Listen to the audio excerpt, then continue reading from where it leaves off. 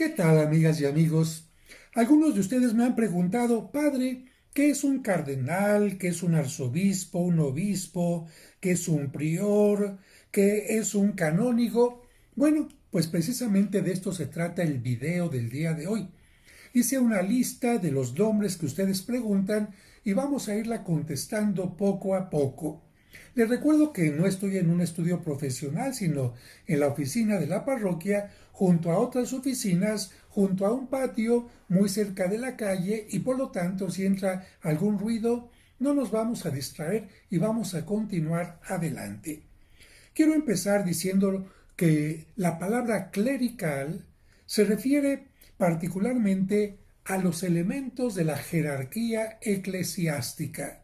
La palabra eclesia, bien lo saben ustedes, significa iglesia y por lo tanto la jerarquía eclesiástica somos todos aquellos que, habiendo recibido la ordenación sacerdotal, tenemos algún cargo de cierta importancia. Así que la jerarquía eclesiástica será desde el Papa hasta el último de los sacerdotes, en una jerarquía que vamos a ir hablando poco a poquito. Así que jerarquía significa simplemente los grados que podemos tener los ministros, los sacerdotes dentro de la iglesia. Y un clérigo es aquella persona que ha recibido una orden sacerdotal, que ha recibido el sacramento del orden sacerdotal. Por lo tanto, el obispo, por lo tanto, el presbítero y por lo tanto el diácono. Pero iremos poco a poquito hablando de esto. Dentro de la iglesia se utiliza también la palabra ministro. La palabra ministro proviene de la palabra ministerio, que significa servicio, y por lo tanto también se les puede llamar ministros a los sacerdotes, a los obispos, incluso a aquellas personas que, sin ser sacerdotes, realizan algún servicio dentro de la iglesia, como por ejemplo serían los lectores o los acólitos. Ellos están prestando un servicio dentro de la iglesia y por esto precisamente se les puede llamar ministros, aunque lo correcto para no distinguir entre alguien que ha sido ordenado sacerdote y alguien que no tiene nada de clérigo, se les pueda llamar a estas personas que auxilian en el altar simplemente acólitos. Dentro de los que ayudan en el servicio del altar, tenemos al acólito, que es el que presenta el pan, el vino, el cáliz al sacerdote para que celebre la misa, pero también tenemos aquellas personas que hacen las lecturas bien proclamadas en la Santa Misa, y a ellos les llamamos lectores. También habrán visto que hay algunos otros ministros o acólitos que llevan el incensario. Bueno, a ellos les llamamos turiferarios. Y de esta manera podemos hablar en forma general de acólito, de aquellos ministros, hombres o mujeres, que ayudan en el servicio del altar. No son sacerdotes, acuérdate, son personas como tú que pueden ayudar en el servicio del altar. Después vamos con la palabra monje. La palabra monje viene de la palabra mono, que en griego significa uno. Sí, por eso, por ejemplo, monaureal era cuando un aparato tenía solamente sonido de un lado, a diferencia de lo estereofónico, ¿no? Mono. También cuando hablamos de monoteísmo significa creer en un solo Dios. Bueno, esta palabra se les empezó a dar a los hombres y a las mujeres que se retiraban de la ciudad y se iban a vivir al desierto totalmente solos. Por eso se les empezó a llamar monje o monja, porque vivían solos. Claro que con el paso del tiempo se dieron cuenta que era mejor hacer un grupo de personas que querían vivir solas. ¿Por qué? Porque una se enfermaba, otra tenía una fractura, alguna tenía alguna necesidad, y estando viviendo totalmente solos en el desierto, se les complicaban las cosas. Por eso es que surgieron de alguna manera los monasterios, donde la gente vivía sola, vamos a decir, entre comillas, sola, pero acompañada de otras más. Dejaban la ciudad, se iban a un lugar para vivir solos, y por eso todavía hasta nuestro tiempo se les sigue llamando monjes o monjas. A los monjes también se les empezó a poner un título antes del nombre. Por ejemplo, para saber que era un hermano, en lugar de decirle fratello, que es en italiano hermano, se le empezó a decir fra o fray. Y entonces fray Rodrigo, fray Leoncio, fray Eduardo. En el caso de las monjas o religiosas, se empezó a utilizar la palabra sorella en italiano, y al hacerse el apócope, al reducirse la palabra, se empezó a utilizar la palabra sor. Así, Sor Margarita, Sor Faustina, Sor Rosa, etc. Así que entre los hombres, fray o fraile, y entre las hermanas, entre las religiosas, la palabra sorella, o mejor dicho, sor. A cualquier religioso le puedes decir hermano, hermana, y no hay ningún problema. Entre los monasterios o conventos, monasterio significa el lugar donde viven los monjes o las monjas. El convento, la palabra convento se puede utilizar también. ¿Por qué? Porque ahí viven en común. Y la palabra conventual significa reunirse como comunidad para celebrar la Santa Misa, para celebrar la oración y para tener también trabajos en común. Así que si a un lugar donde viven monjes o monjas le dices monasterio o le dices convento, no habría ningún problema. Y entre estas comunidades siempre hay alguien que está al frente. Se va cambiando cada determinado tiempo y a esta persona, que es la más importante, tanto en los hombres como en las mujeres, le pueden decir superior o superiora, solamente en cuanto al servicio que está prestando al frente de la comunidad. Pero alguien que es superior puede después convertirse en un hermano normal de la comunidad mientras otro ocupa el cargo. Y en general se le puede decir a las personas prior o priora. El padre prior si es sacerdote, el hermano prior si no es sacerdote, sino simplemente es religioso, o la madre superiora o la madre priora, que significa la que está adelante en responsabilidad de todos los demás. Ahora, hemos dicho que se le puede llamar a los monjes religioso o religiosa. Los sacerdotes también somos religiosos en cuanto que tenemos una religión, por supuesto, pero no se nos dice religiosos cuando tenemos la ordenación sacerdotal. Si alguna persona ves a un, por ejemplo, franciscano, que lo ves con su hábito franciscano, le puedes decir un hermano religioso. En cambio, si ves a un sacerdote, a un obispo, lo correcto es más bien que utilices estas palabras que vamos a mencionar ahora.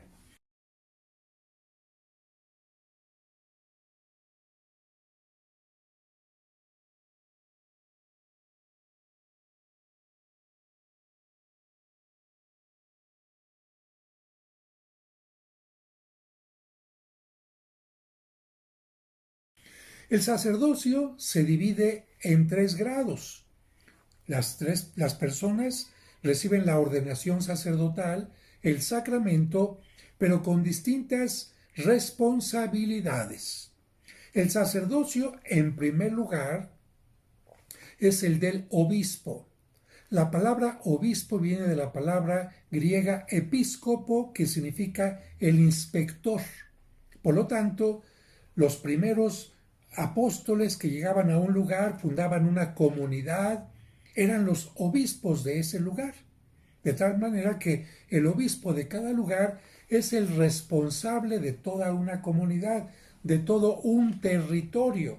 Por eso encontramos distintos obispos que son la máxima autoridad en su territorio, no en el territorio de otro, sino en su territorio, por decir algo. El obispo de Toluca será más importante que el obispo de Tulancingo o que el obispo de Puebla. No, cada uno de ellos es el más importante en su propio territorio, obispo. Sin embargo, si el territorio de un obispo es mucho, mucho, muy grande, o bien tiene muchísima, muchísima, muchísima población, entonces le vamos a añadir la palabra archi, que significa grande. Archiobispo, el arzobispo, que gobierna no una diócesis, que es el territorio de los obispos, como si fuera un estado a nivel civil. El territorio de un obispo es la diócesis. El territorio de un arzobispo es una arquidiócesis. Así que la diferencia es obispo o arzobispo, simplemente el tamaño del territorio que están gobernando. Cuando los apóstoles iban formando una comunidad y otra, no podían ellos solos bautizar a todo mundo, no podían celebrar la misa para todo mundo cuando empezó a crecer mucho la comunidad cristiana. Y entonces fueron dando el sacerdocio también a algunos ayudantes suyos, a los más sabios, a los que tenían mayor conocimiento en la fe, y por eso a este segundo grado de sacerdocio se le llama el presbiterado. Un sacerdote como yo soy presbítero, no soy obispo y por lo tanto soy presbítero. El presbítero puede celebrar casi todos los sacramentos, el bautismo, la Eucaristía, también la unción de los enfermos, la penitencia, por supuesto, el matrimonio. Pero el obispo es el único que puede celebrar todos los que te he dicho, además de ordenar sacerdotes, es decir, es el único que puede dar la ordenación sacerdotal y la confirmación. Estos dos sacramentos, un presbítero como yo, un sacerdote en el grado de presbítero, no los puede dar a menos que en el caso de la confirmación reciba un permiso especial, ¿sí? Entonces, primer grado del sacerdocio o episcopado o bien obispo, arzobispo. El episcopado es el que recibe el nombre de el obispo y en general todos los obispos de un lugar también forman el episcopado de México, por ejemplo. Segundo grado del sacerdocio, el presbiterado. El presbítero como yo, a los que la gente nos dice popularmente cura. ¿Por qué? Porque decían que éramos los encargados de curar el alma cuando dábamos el sacramento de la reconciliación o de tener cuidado del alma de las personas. Por eso se decía señor cura. O también se utiliza la palabra padre porque al dar el bautismo a las criaturas se decía es el padre en la fe y el que educó también a través de la doctrina para que fuéramos hijos de Dios en la fe. Pero el nombre correcto sería presbítero, que se abrevia P, B grande, R, O, PBRO, presbítero. Pero también los obispos y los presbíteros necesitaban algunos sacerdotes que recibieran la ordenación sacerdotal que se encargaran especialmente de predicar, de llevar la comunión a los enfermos y sobre todo de administrar los bienes para compartirlos entre los más pobres. Y estos sacerdotes reciben el nombre de diácono. Diácono significa el que sirve. Así que repasamos: episcopo, inspector; presbítero, anciano en la fe; diácono, el que sirve, el que está al servicio de las necesidades del obispo y del presbítero. Los diáconos solamente pueden celebrar dos sacramentos. No pueden confesar, no pueden celebrar la Santa Misa, no pueden absolver de los pecados, ni tampoco los sacramentos que puede hacer el obispo. El diácono solamente puede casar y puede bautizar. Ay, padre, pero ¿cómo va a poder casar si no puede celebrar misa? El sacramento del matrimonio se puede celebrar sin misa o con misa, porque es un sacramento independiente. Hay mucha gente que se casa y dice, quiero casarme dentro de una misa. Ah, bueno, pero también se puede casar la gente fuera de una misa. Y también el sacramento es totalmente válido y el diácono puede bautizar y celebrar el sacramento del matrimonio. Así que hasta aquí ya vamos bien. Obispo, presbítero, diácono. Y vamos ahora en cuanto al trabajo de los presbíteros como yo, que pueden tener algunas variantes. Se están escuchando algunas campanas del campanario, pero seguimos adelante. Así como el obispo tiene un territorio, que dijimos cómo se llama, arquidiócesis si es grande o diócesis si es pequeño, el párroco tiene bajo su cuidado, bajo su administración, un terreno de esa arquidiócesis que se ha dividido en varios segmentos. Una diócesis o arquidiócesis está dividida en parroquias, y el encargado de un determinado territorio es el párroco. El párroco, por lo tanto, no es encargado de una simple iglesia, no. El párroco tiene una iglesia desde donde tiene que administrar, gobernar, educar, santificar todo un territorio. Ese es el párroco. Pero quizás en esa iglesia hay dos sacerdotes.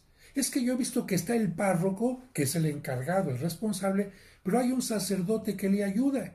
Exactamente. A ese sacerdote se le llama el vicario. No puede haber dos párrocos en una parroquia.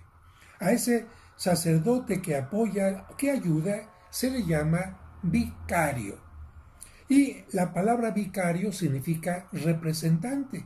Por esta razón, a San Pedro se le llama el vicario de Cristo. Ahorita están pasando algunas sirenas por aquí, pero nosotros seguimos con nuestro tema. Así que, ¿quién es el vicario de Cristo? San Pedro. ¿Quién es el vicario de una parroquia? Cuando hay un párroco y otro sacerdote. Cuando no está el sacerdote párroco, el vicario es precisamente el que recibe este nombre. Pero hay pequeñas iglesitas donde no hay un párroco, porque en una parroquia, por ejemplo en Coyoacán, puede estar la parroquia, la iglesia parroquial, pero esta iglesia parroquial puede tener una capillita aquí, la capilla de la Conchita, otra capilla acá, otra allá, donde el sacerdote puede ir de vez en cuando a celebrar una misa. En las capillas no hay los libros parroquiales. En una parroquia se tienen que llevar los libros de quién se bautiza ahí, quién se confirma, también se tiene que llevar un libro de quién se casa. Las capillas no tienen esos libros. Las capillas pueden tener un altar donde se celebra la misa, pueden tener una pila donde se celebran los bautismos, pero no quedan registrados en esa capilla los acontecimientos, los sacramentos. Y no siempre pueden tener misa las capillas. Hay capillas que simplemente están abiertas para que la gente vaya a rezar. Hay alguna imagen, dos, pero no hay ni misa siquiera. Algunas capillas pueden tener una quizás a la semana, algún matrimonio, pero todo se tiene que llevar en cuanto a libros, ¿en dónde? En la parroquia. ¿Y quién es el que tiene que autorizar lo que se celebra en las capillas? El párroco. Es que me quiero casar en la capilla de la Conchita en Coyoacán. Tienes que ir a la parroquia de Coyoacán para que ahí te den el permiso y manden un sacerdote para que te case. Y si acaso hay un sacerdote que está encargado de una capilla, a esa capilla, a ese sacerdote se le llama el capellán. ¿Queda claro? Encargado de una capilla, capellán. Bueno, me detengo aquí rápidamente para algo curioso. ¿De dónde viene la palabra capilla? Es algo muy curioso. Fíjense que San Martín Caballero en una ocasión vio a una persona que estaba muriendo de frío. Entonces, como él llevaba una capa y era lo único que podía compartir porque el uniforme romano no lo podía compartir, sacó su espada, cortó la capa y le dio la mitad de la capa a aquel hombre que estaba muriendo de frío. Bueno, aquella capilla, la mitad de la capa de San Martín, se guardó después como reliquia y la gente le construyó una construcción muy pequeñita y la gente decía, voy a ver la capita, voy a ver la capilla de San Martín. ¿Qué era capita? ¿Qué era capilla? lo que él había cortado. Curiosamente, de tanto que la gente decía, voy a la capita, voy a la capilla, a esa construcción pequeñita se le empezó a llamar capilla. Y después la gente pensó que cualquier construcción pequeñita donde había una reliquia, un santo, se podía llamar capilla. Y desde entonces así se les llama a las capillas, pero fíjate de dónde vino este nombre. Bueno, ahora, hay sacerdotes que pueden llegar a tener un cargo importante o incluso obispos que pueden llegar a tener un cargo importante. Entre estos cargos que pueden llegar a tener los sacerdotes está, por ejemplo, el de canónigo. Este título se da a un grupo de sacerdotes escogidos por el obispo para que sean algo así como sus consejeros. Y los canónigos deben de atender las catedrales. No todas las catedrales tienen canónigos, pero lo ordinario sería que sí tuvieran, para que cuando el obispo no estuviera, los canónigos en su nombre realizaban el servicio que el obispo tendría que realizar, o un canónigo. También hay lugares como las basílicas, como la Basílica de Guadalupe, que deben de tener un grupo de canónigos, porque el obispo no puede estar todo el tiempo o en la basílica o en la catedral. Así que por lo menos en México hay canónigos en la Basílica de Guadalupe y también hay canónigos en la catedral.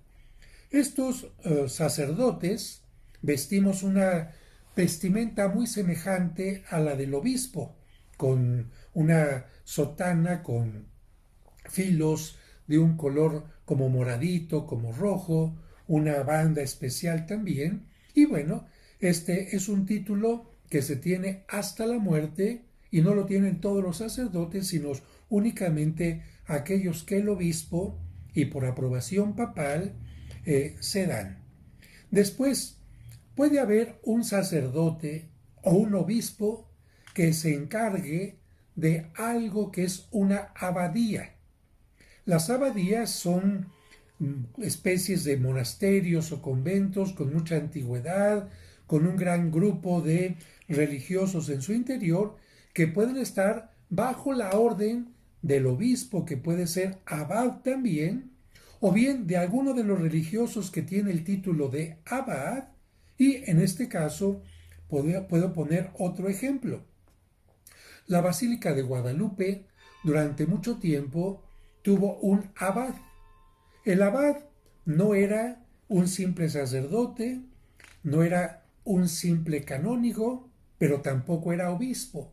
El abad estaba bajo el cuidado de todos los obispos del país y él era el encargado de la basílica.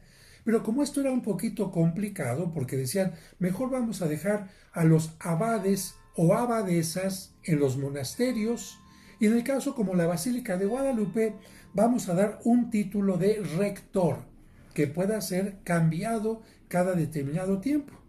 Y entonces, al frente de la Basílica de Guadalupe se coloca actualmente a un rector que está por encima de todos los demás canónigos y que generalmente se tiene que sacar de entre los canónigos que forman parte de la basílica. En el caso de la catedral, ¿quién es el más alto en la catedral después del obispo o arzobispo? El deán de la catedral. ¿Quién está después del deán? El arcediano. Deán y arcediano, pero nunca por encima del obispo y simplemente representando a todos los miembros del cabildo, a todos los miembros de los canónigos. El conjunto de canónigos se llama cabildo. Ni el deán ni el arcediano son más que todos los demás canónigos. Simplemente están prestando un servicio que es temporal y son elegidos por todos los demás canónigos y aprobados por el obispo o arzobispo de cada lugar. Hasta ahí vamos bien. Vamos ahora a otra palabra y ya estamos llegando al final. Cardenal. Así como cada obispo necesita un grupo de consejeros, que antiguamente eran los canónigos y ahora se llama consejo, también el Papa necesita consejeros. Pero antes de hablarte de este consejo, de este grupo de consejeros, te hablo de quién es el Papa. Bueno, entre todos los obispos que hay en el mundo, se tiene que elegir cuál va a ser el obispo de Roma, porque Roma también es una diócesis, también tiene un territorio y tenía desde la antigüedad que tener un obispo. Al que es elegido obispo de Roma, a esta persona se le llama papa. Le llaman papa dentro de la Iglesia occidental. Fíjense, entre todos los obispos de la Iglesia, al que se elige como papa, como obispo de Roma, a ese se le llama papa. ¿Y quién va a elegir al obispo de Roma? Fíjense, los párrocos de Roma. Los sacerdotes comunes y corrientes. Bueno, aquí hay algo muy particular. Durante un tiempo, sí, eran los sacerdotes de Roma, los presbíteros de Roma, los que elegían a su obispo. Y al elegirlo obispo, te repito, en ese momento se le daba el título de papa, que significa el más importante de todos los obispos del mundo. Pero con el paso del tiempo las cosas cambiaron. Porque para que el obispo de Roma fuera electo por una mayor representatividad de todo el mundo, el Papa empezó a formar un grupo de cardenales. ¿Quiénes son los cardenales? Los consejeros del Papa. De hecho, la palabra cardenal, ¿saben qué significa? Gozne. ¿Qué es un gozne? Este elemento que tienen las ventanas que sirven o las puertas que sirven para que se abra o se cierra. A mí me parece que este título vino porque en algunas cosas los cardenales ayudaban a que el Papa cerrara la discusión o tuviera una determinada conclusión ante un tema, o se abriera un tema o se abriera una conclusión. Me parece que por ahí es por donde pudo haber venido esta palabra, aunque algunos dicen que también pudo haber venido de que para elegir al Papa los cardenales se reunían y se cerraban las puertas y ventanas y después de que lo habían elegido se volvían a abrir. Pero bueno, simplemente la palabra cardenal sería aquellos consejeros del Papa que él elige en cualquier parte del mundo. Estos cardenales podían ser obispos, podían ser simples sacerdotes o podían ser incluso, fíjense, laicos normales. Se llegaba a pensar que si el Papa necesitaba el consejo, por ejemplo, de un príncipe o de un gobernante que no era ni sacerdote ni obispo, el Papa podía recurrir a aquella persona y aun siendo laico le podía pedir determinado consejo. En la actualidad podemos decir que los cardenales en su gran mayoría, por no decir en su totalidad, son obispos u arzobispos. Y en el caso de que el Papa elija a un sacerdote como cardenal, inmediatamente se le hace obispo o arzobispo. Y entre estos cardenales que el Papa ha elegido, entre los que tienen una determinada edad, es entre los que se hace el cónclave. Dicho de otra manera, los cardenales son en forma honoraria los párrocos de Roma. Ay, padre, por ejemplo, ¿a poco el cardenal de México es párroco de Roma y tiene una parroquia allá y tiene que ir a atenderla? No, se le da simplemente el título, aunque él nunca esté en aquella parroquia, pero se le da el título. Este cardenal es el párroco de la iglesia del Trastevere, este otro cardenal es el párroco de San Lorenzo, ¿Para qué? Para que cuando llegue la elección de un pontífice, los cardenales de todo el mundo lleguen, se reúnan en Roma, se encierren en el cónclave y los cardenales, los párrocos de Roma, curiosamente entendido así, al elegir al obispo de Roma, automáticamente, cuando acepta el elegido, se convierte en papa. Así que ahí entendemos lo que significa un cardenal y lo que significa un papa. Pero vendría una palabra más, la palabra patriarca. Bueno, miren, cuando en esta parte del mundo, especialmente en Europa, todos los obispos consideraron que la autoridad máxima entre ellos sería el obispo de Roma, el Papa, otra parte del mundo, particularmente la Iglesia Occidental, el norte de Egipto, vamos a decir Grecia, Rusia, etcétera, ellos dijeron, no, no, no, nosotros también somos obispos, somos cabeza de nuestra región y nosotros pensamos que no necesitamos tener una cabeza como la tienen ustedes. Todos nosotros no nos llamamos obispos, nos llamamos patriarcas, pero si acaso al más importante entre nosotros, entre la Iglesia oriental, llamada en gran parte por muchos ortodoxa, nosotros le vamos a llamar, en lugar de papa, patriarca. Y nuestro patriarca no tiene por qué tener menos autoridad que el papa. Y entonces aquí hubo una problemática en la que no me meto ahora, más adelante tocaré otro tema sobre esto. Pero entonces para la Iglesia occidental la autoridad máxima es el papa. Para la para la Iglesia oriental la máxima autoridad es el patriarca. Pero entre ellos también pueden tener varios patriarcas. Por esta razón encontramos de repente este término patriarca para dirigirse a autoridades particularmente del mundo oriental o del mundo ortodoxo. Y finalmente, la palabra monseñor. Bueno, esta es una palabra que mucha gente utiliza así como para darle cierto respeto a alguien, ¿no? Y entonces hay muchos que le llaman al obispo monseñor, al arzobispo monseñor, al canónigo monseñor, a alguien que está al frente de un cargo monseñor. Pero la palabra monseñor no significa otra cosa que mi señor.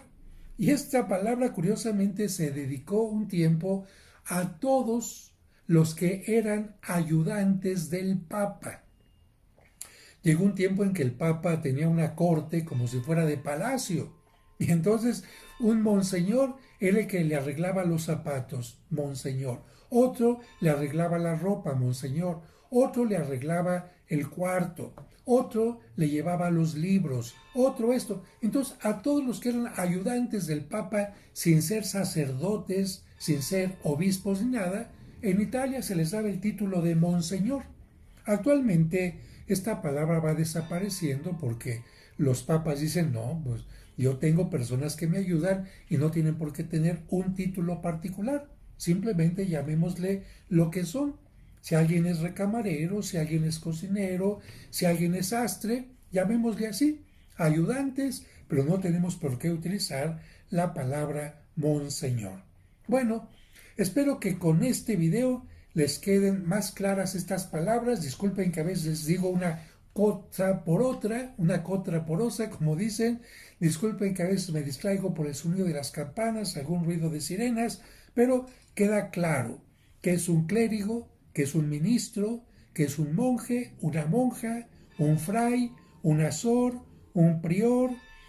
También sabemos que es un diácono, un presbítero, un obispo, un arzobispo, un párroco, un vicario, un capellán, un canónigo, un deán, un arcedián, un rector, un abad, un cardenal, un patriarca y un papa. Bueno, estuvo larga la lista, pero espero que haya sido entendible. Si les gustó el video, por favor, pónganle like y si no están suscritos a mi canal, suscríbanse y recomiéndenlo a otras personas y hagan que este video también circule entre sus amigos y conocidos. Que Dios les bendiga.